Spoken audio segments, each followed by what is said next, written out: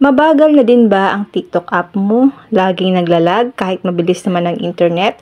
Alam mo ba kaya pala bumabagal? Kasi puno na yan ng cache or data ang app mo. Ganito lang po ang gagawin natin para maalis po yung lag or hang ng ating mga TikTok app.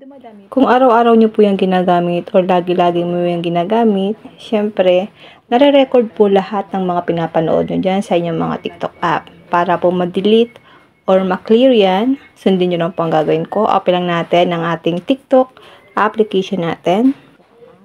Tap lang natin yung TikTok. Tap lang natin ang home. Dito po sa may search engine, itype lang natin ang tuldok. Then tap nyo po ang search. Tap view your watch history. At dito guys, lalabas dito lahat ng mga pinanood natin sa ating TikTok.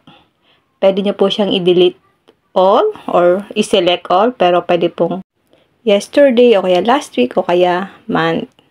Kaya last month. Ayan guys. Halimbawa guys, mag-delete tayo. Halimbawa guys, piliin lang natin ito. Then tap nyo po yung delete. Then tap nyo po yung delete.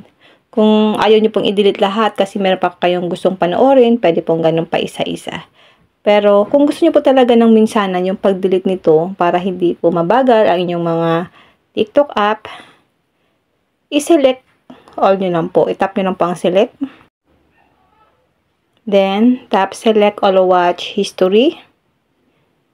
Tap delete. Lahat yan guys, madi-delete yan kapag ang sinelect nyo is select all watch history sa inyong mga TikTok. Tap lang natin ang delete.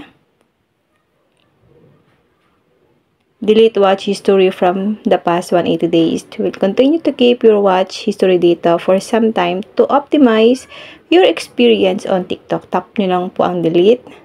So, yan guys. No watch history available. Ganun lang po guys kadali kung gusto nyo pong tanggalin yung pagkalag ng inyong mga TikTok app. Lalo na po guys kung matagal mo yung ginagamit at hindi po kayo nagdi-delete ng mga pinapanood nyo sa inyong mga TikTok app.